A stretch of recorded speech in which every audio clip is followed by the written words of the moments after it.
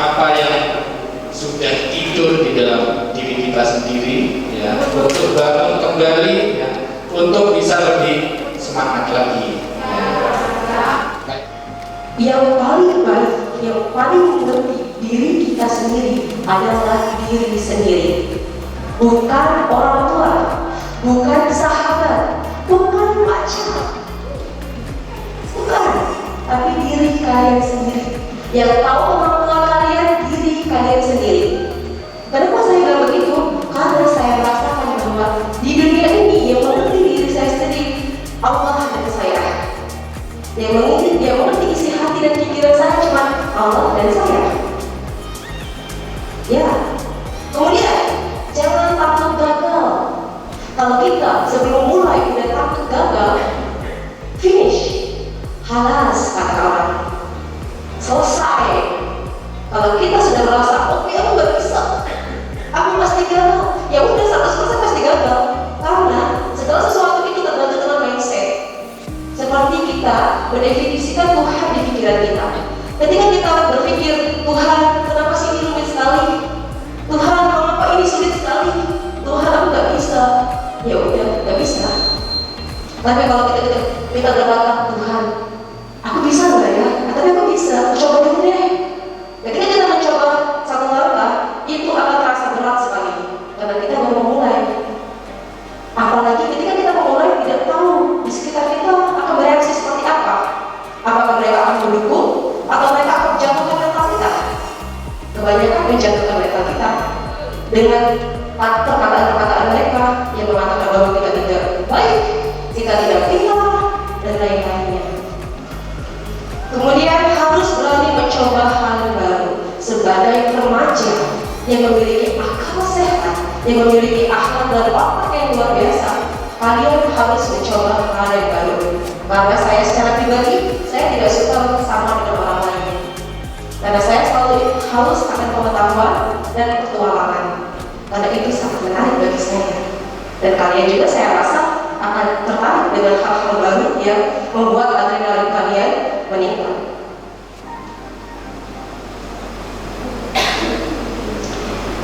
Jangan merasa sendiri di luar sana ada orang lain yang berjuang seperti kamu. Nah, terakhir itu problem atau tips yang biasa saya terapkan pada diri saya, itu tidak merasa sendirian. Ya, meskipun saya kadang berpikir mengapa orang-orang tidak sependapat dengan saya.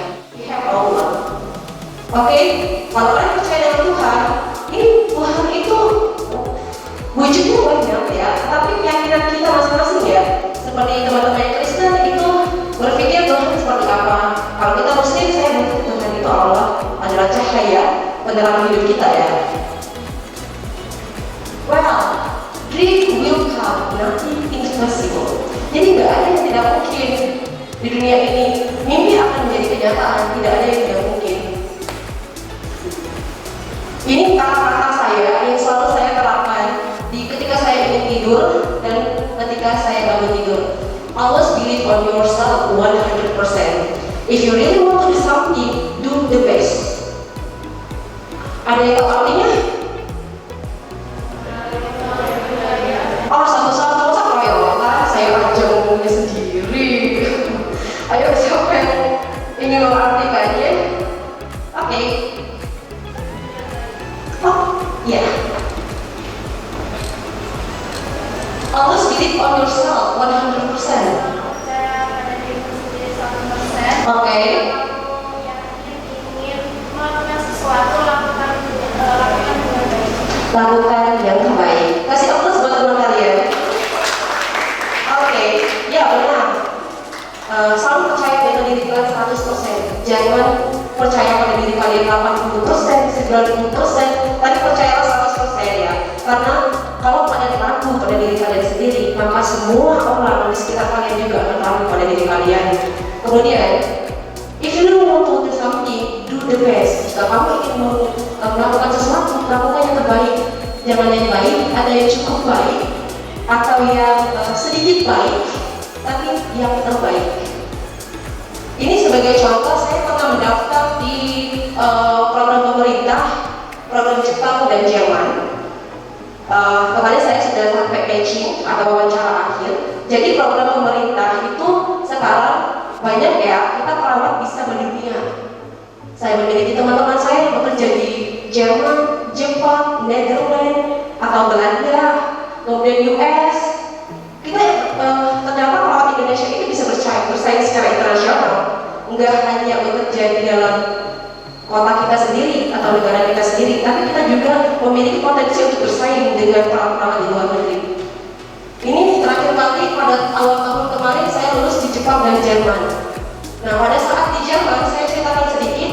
Waktu di Jerman saya ikut pelatihan bahasa A1, terus kemudian bagian company di sana bertanya kepada saya, biasanya kita sebagai perawat yang ingin bekerja di luar negeri, kita memiliki value sendiri, bukan mereka memilih kita dan kita juga bisa memilih mereka. Jadi seperti ini contohnya, ketika ada 100 rumah sakit, kita memilih 10 rumah sakit. Jadi ketika kita memilih 10 rumah sakit itu salah satunya memilih kita bisa menerima atau menolak rumah sakit tersebut. Kalau dia sesuai dengan value kita, keinginan kita bisa deal dengan mereka akan bekerja di sana. Tetapi ketika kita tidak deal, kita bisa pending atau kita bisa membatalkan kontrak itu. Tidak. Salah satu contoh yang di Jepang, saat saya sudah berhasil matching di salah satu rumah sakit Yokohama Hospital.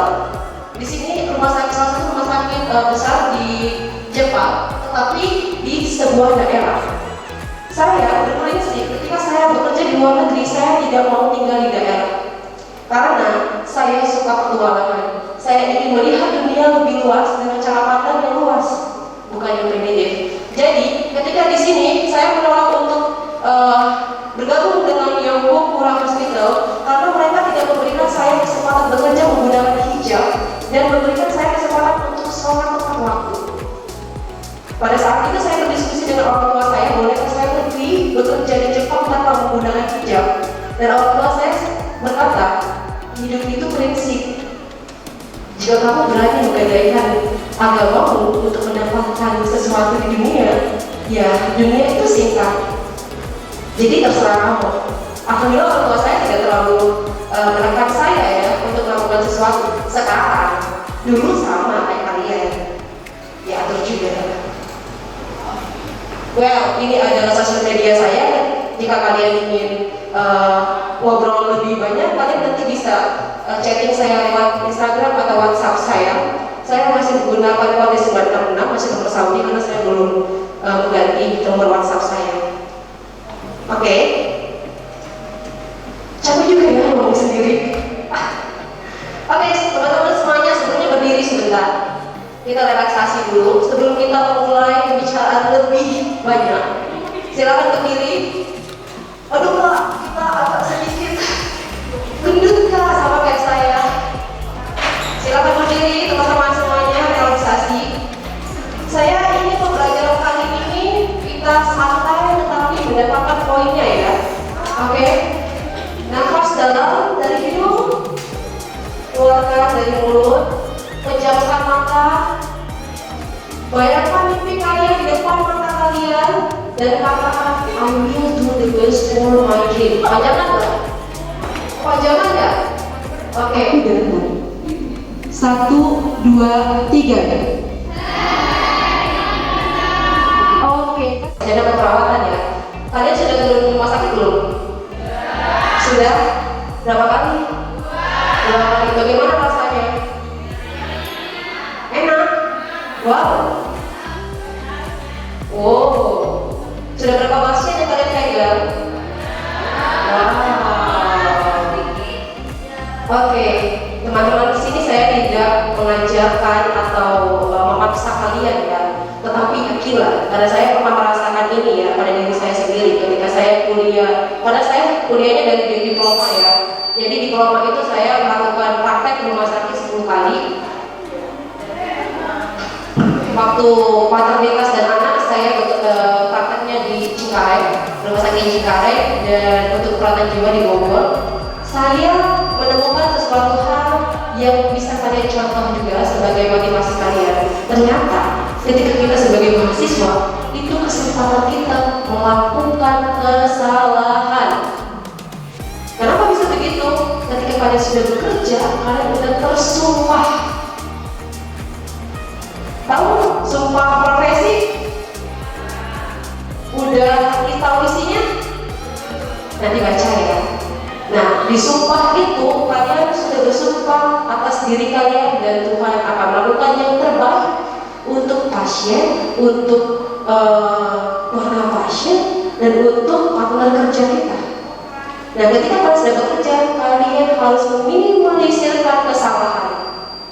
Selagi kalian mahasiswa, belajarlah untuk membenarkan skill kalian dengan sungguh-sungguh. Karena kesempatan tidak akan datang 2 kali. Kalian tidak bisa pulang menjadi mahasiswa lagi di sarjana perawatan. Oke? Oke. Selanjutnya ada yang ingin ditanyakan lagi? Silakan. Mumpung saya di sini, sebentar lagi saya akan pergi lagi. Keluar lagi, insya Allah. Oke, saya pertama kali datang ke Saudi Arabia tahun 2019 awal. Nggak ada Juni ya? Agustus 2019 saya datang ke Saudi. Dan kita hanya 4 orang Indonesia. 4-4-nya beda ruangan. Jadi satu ruangan itu kita nggak ada yang sama nationality-nya. Tulisnya kayak gitu. Pertama kali saya datang ke Saudi, saya ditarik karena saya punya pengalaman hemodinamika dan emergency, saya ditarik di ruangan operasi. Jujur, saya tipe orang yang ketika ada tindakan yang harus berpikir cepat, saya termasuk orang yang agak takut, maksudnya agak merasa galabakan gitu. Lu masih ngerti nggak sih galabakan? Panik, ya bahasa Indonesianya panik gitu. Terus 3 bulan atau 4 bulan di sana, saya asis dokter. Jadi gini ya teman-teman, di luar negeri kalau kalian mau jadi asis dokter, kalian harus jadi spesialis. Misalnya nih, perawat spesialis unit gawat darurat, maka kalian bisa jadi asisten dokter untuk melakukan tindakan. Tetapi kalau kalian staff nurse, biasanya kalian hanya menjadi asisten perawat sebelum kalian lulus ujian ya. Jadi di sana juga ada ujian, namanya prometrik, ujian STR-nya Indonesia dan STR Saudi. Jadi setiap kalian pindah negara, kalian juga harus ujian di negara mereka agar diakui kalau kalian perawat lisensi. Gitu. Pertama saya di ruangan OKA atau ruangan operasi, kemudian saya ditarik dokter saya di ruangan dental dan dermatologi, gigi dan kulit. Saya perawat biasa tiba-tiba harus masuk ke dental, sama sekali nggak ngerti apa-apa. Dikasih 2 minggu untuk menjadi asisten 5 dokter. Dokter saya 1 dokter India, 2 dokter Saudi, 1 dokter Mesir, dan 1 dokter Afrika. Dan dokter India itu killer banget. Kalian bayangin, asis dia, saya pernah dilempar barang, bus gitu, gara-gara saya salah menyiapkan alatnya. Dan tahu apa yang dia katakan pada saya? I will kill you. Why you are so stupid? Where is your brain? If you don't know anything, go out. Come back your country. Go. I don't like you. Setiap kali saya dibilang itu selama 2 minggu, bayangkan. Ini saya tidak menceritakan mengada-ngada ya, tapi saya benar-benar mengalami itu. Waktu 2 minggu pertama, 1 minggu saya bekerja di dental, masuk UGD saya diinfus. Stres saya, berat badan saya 2 bulan turun 9 kilo. Betapa stresnya saya menghadapi dokter itu dulu. Tapi setelah itu saya memiliki keyakinan dan saya percaya dengan diri saya bahwa saya akan jadi perawat terbaik di ruangan dental. Saya mengatakan itu pada diri saya sendiri. Dan saat setahun setelah saya selesai di ruangan dental, saya tidak dipindahkan. Jadi di luar negeri itu kita tuh harus jadi multifungsi ya teman-teman. 3 bulan selanjutnya kita harus pindah ruangan. Tetapi saya ketika itu setelah 1 tahun di dental, saya tidak ditarik di ruangan lain. Saya harus menjadi dental nurse dental tetap di sana dan di dermatologi. Saya asis 5 dokter dan pada saat itu saya mau pulang ke Indonesia, dokter India saya bilang kayak gini, Dia bikin saya terharu sekali ya setelah dia mengintimidasi saya ya. Dia bilang kayak gini, Nurul, saya tahu kamu orang Indonesia. Saya tahu orang Indonesia itu baik. Dia bilang, saya tahu kamu tuh hatinya lembut. Karena saya tiap hari nangis ya. Enggak, karena saya tiap hari tidak, bukan tiap hari sih. Awal-awalnya tidak pernah menjawab apa yang dia katakan. Karena saya merasa bahwa posisi saya saat itu 2 bulan pertama saya memang tidak menjadi perawat yang profesional karena saya bukan perawat dental, tiba-tiba ditarik harus menghafal semua tindakan dan semua. Kalian tahu kan, dental itu betapa rumitnya, alat-alatnya harus hafal semua dan saya harus mengasis 5 dokter itu. Tapi setelah saya ingin mengajukan surat exit, saya mau pindah, dia bilang begini, saya mau kamu jadi perawat profesional dan jadi perawat yang terbaik. Karena saya tahu kamu pasti bisa melakukan itu. Akhirnya dia membuat surat rekomendasi untuk saya agar saya ketika saya bekerja di negara lain, saya bisa juga untuk mengambil asisten dental.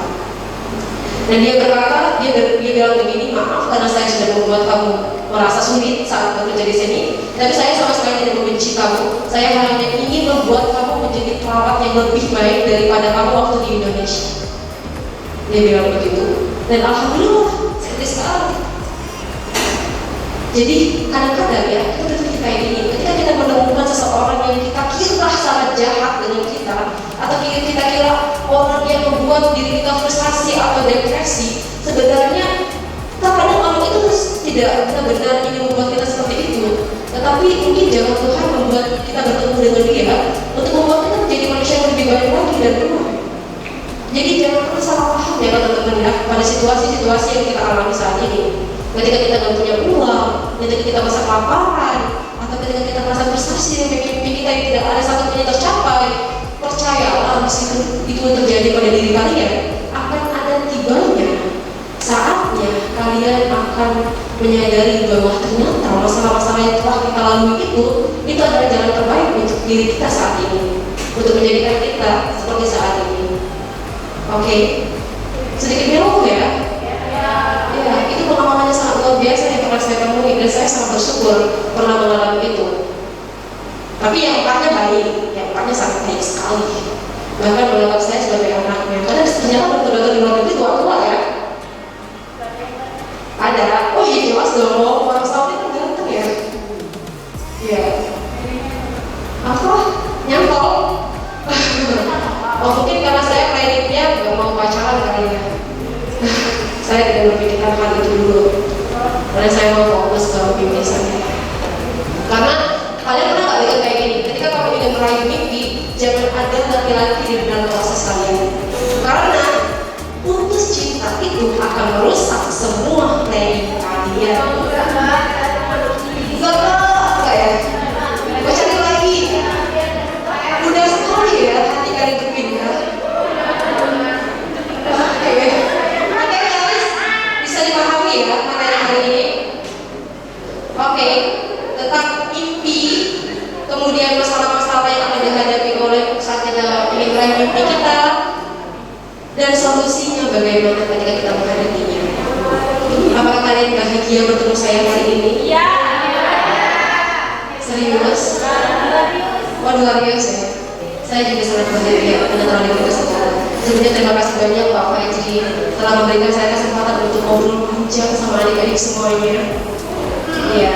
Dan kalian juga saya sangat welcome untuk kalian yang mungkin mau bertanya omongan atau bertanya bagaimana sih Kak jalannya untuk kesini kesana mana sih gitu.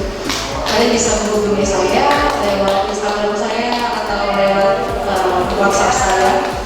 Ya, ketika saya akan berusaha menjawabnya sebisa saya, semampu saya, sesuai dengan pengalaman saya. Oke, tetap semangat, tetap senyum, tetap kuat. Oke, jangan lupa percaya pada diri kalian 100% bahwa kalian adalah manusia limited edition ya, bukan manusia yang kesana. Oke? Semangat? Siap berjuang? Oke. Saya sangat berharap 5 tahun ke depan kita akan berjumpa lagi pada situasi yang berbeda ya teman-teman. Kasih apa untuk diri sendiri?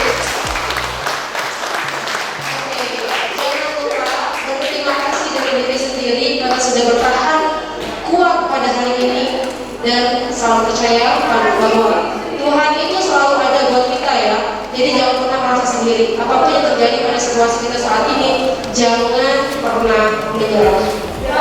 Oke? Oke, semuanya? Oke. Pada diri sendiri harus berterima kasih ya. Oke, 5 tahun lagi ketemu lagi ya dengan cerita yang berbeda. Oke, insya Allah. Makasih semuanya. Assalamualaikum warahmatullahi wabarakatuh. Perkenalkan, nama saya Nurul Fadila. Saya adalah salah satu perawat dari Palembang yang sekarang melanjutkan profesi di Stikes Banyuwangi. Kesan pertama saya berada di sini, saya sangat senang karena saya bertemu dosen-dosen yang sangat baik dan juga mahasiswa-mahasiswa di sini sangat bersahabat. Kemudian alasan saya untuk kuliah di sini karena Stikes Banyuwangi memberikan saya kesempatan untuk bekerja sambil melanjutkan kuliah saya, yaitu profesi nurse di sini, dan saya sangat suka sekali. Stikes ini adalah salah satu stikes yang menyatu dengan alam dan saya sangat nyaman berada di sini, sehingga saya memilih Stikes Banyuwangi untuk berkuliah. Kemudian harapan saya untuk adik-adik semuanya dan Stikes Banyuwangi agar kedepannya menjadi Stikes yang lebih baik lagi, lebih bersahabat dengan masyarakat di sekitar, lebih bisa memberikan pembelajaran yang terbaik dan motivasi-motivasi yang terbaik untuk mahasiswa-mahasiswanya, sehingga mahasiswa lulusan Stikes Banyuwangi bisa go internasional atau menjadi mahasiswa-mahasiswa terbaik di seluruh penjuru negeri. Untuk semuanya, saya harapkan kalian selalu semangat, selalu bahagia, dan selalu menjadi manusia yang jauh lebih baik lagi dari hari ke hari. Terima kasih banyak.